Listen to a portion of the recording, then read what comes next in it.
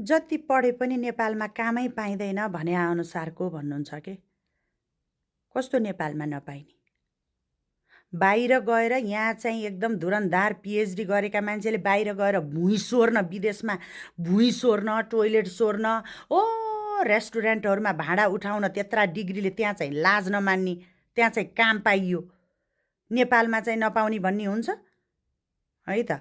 सुरुमै मैले यसरी गरे पनि, यसरी रिसाएर भने पनि, एक नम्बर मैले डिग्री ल्याछु, मैले यति पढ्याछु भन्ने कुराको दम्ब छोड्न पर्छ हरेक व्यक्तिले, मेरो विचारमा र मेरो अनुभव, मेरो आफ्नै व्यक्तिगत अनुभव पनि। र डिग्री भनेको मलाई कुनै पनि अर्गनाइजेसन कम्पनीमा होला, मलाई चाहिँ एउटा अन्तर्वार्तासम्म पुग्ने, त्यो अफिससम्म पुग्ने एउटा बाटो देखाउने हो। त्योभन्दा पछाडि मेरा माइन्ड सेट, मेरा एटिच्युड, मेरो स्किलहरू भन्ने कुरा कस्तो छ भन्ने कुरा थाहा पाउनुपर्छ।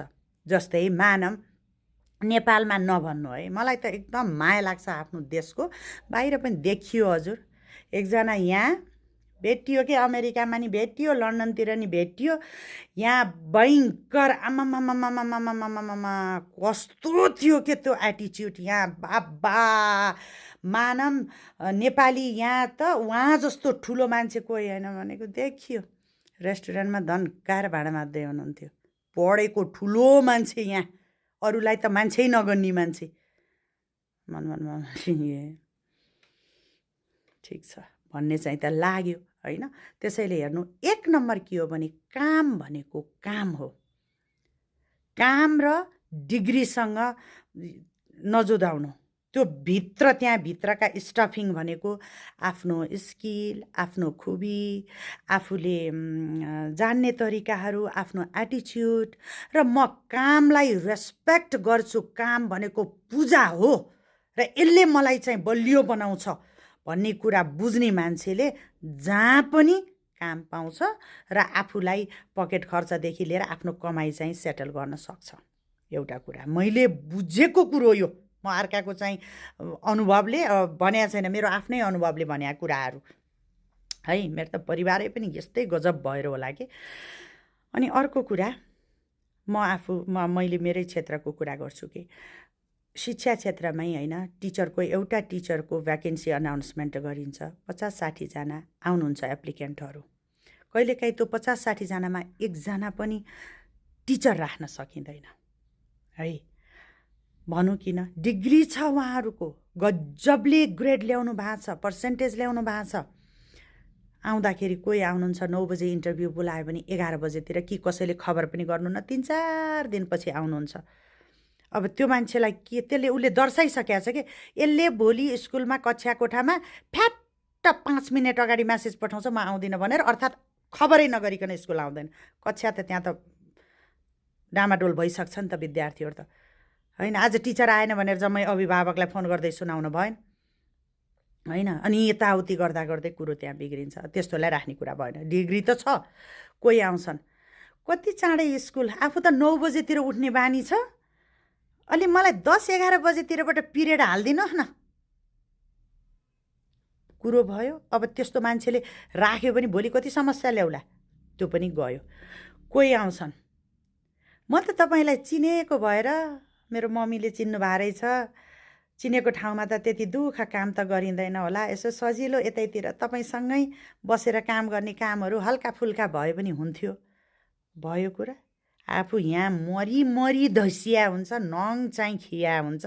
ए लौ मनमनै हुन्छ, लौ नानी लौ भान्जी बनाएर राख्न त सक्दिनँ, भान्जो बनाएर राख्न नि सक्दिनँ भन्ने आउँछ मनमा, आफैलाई आउँछ। हेर्नुहोस्, म आफैले अन्तर्वार्ता लिँदा कोही आउनुहुन्छ, केटाकेटीका हल्लाले मलाई एकदमै टाउको फुट्ला जस्तो हुन्छ। तपाईँका विद्यार्थी ज्ञानी छन् भनेको मान्छन्, अब त्यस्ताले मेरा बच्चा ज्ञानी छन् भनेर त्यसलाई राख्ने काम छ। यसो हेऱ्यो, गजबले नम्बर ल्याएछ, यो पनि गयो।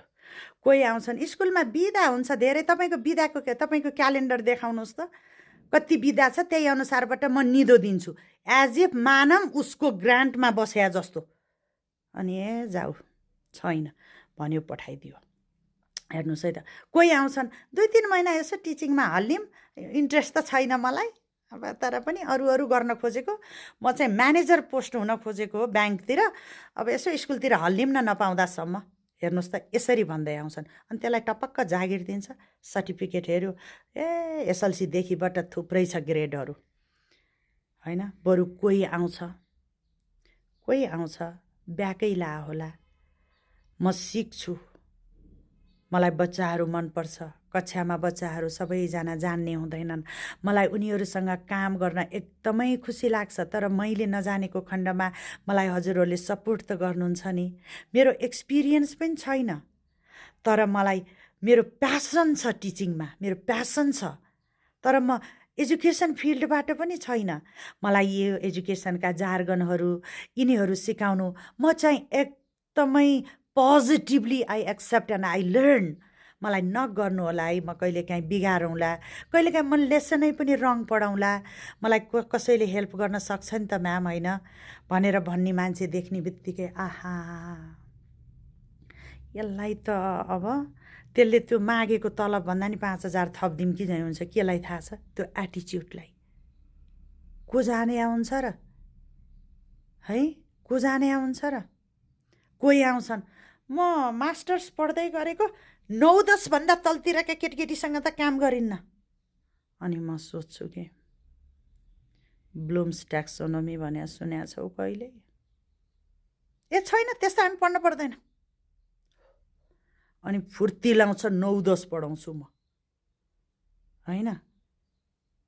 अनि कहिलेकाहीँ त मलाई यति दिक्क लाग्छ, मेरो एक कक्षामा मेरो बच्चाहरूसँग 1 घन्टा लर्निङ टिचिङमा जोयफुल तरिकाबाट चाहिँ गराउन सक्नुहोस्, त्यसपछि म तपाईँलाई 10 कक्षा दिउँला भनिदिन्छु कि। कहिलेकाहीँ त्यस्ता एटिच्युडका हुन्छन् हेर्नु त। अनि त्यो भएपछि त कसरी पाइन्छ र? अनि बेरोजगार भइन्छ। अनि दम्ब के भयो, म यत्रो पढ्या मान्छे, म यत्रो डिग्री ल्या मान्छे, म कलेज टप्या मान्छे, म यस्तो युनिभर्सिटी पढ्या मान्छे, यो दम्बले गर्दा जागिर पाइँदैन कि। नत्र कुन संस्थालाई हुन्छ होला राम्रो पोजिटिभ माइन्ड सेट भएको मान्छेहरूलाई टक्क हटाउन कसलाई मन पर्ला, कसलाई चाहना हुन्छ हजुर? कति जरुरी छ मान्छेको, कति गाह्रो छ। बुझ्नुभयो कुरो? मैले रियालिटी भनेको यो हो, वास्तविक कुरा यही हो।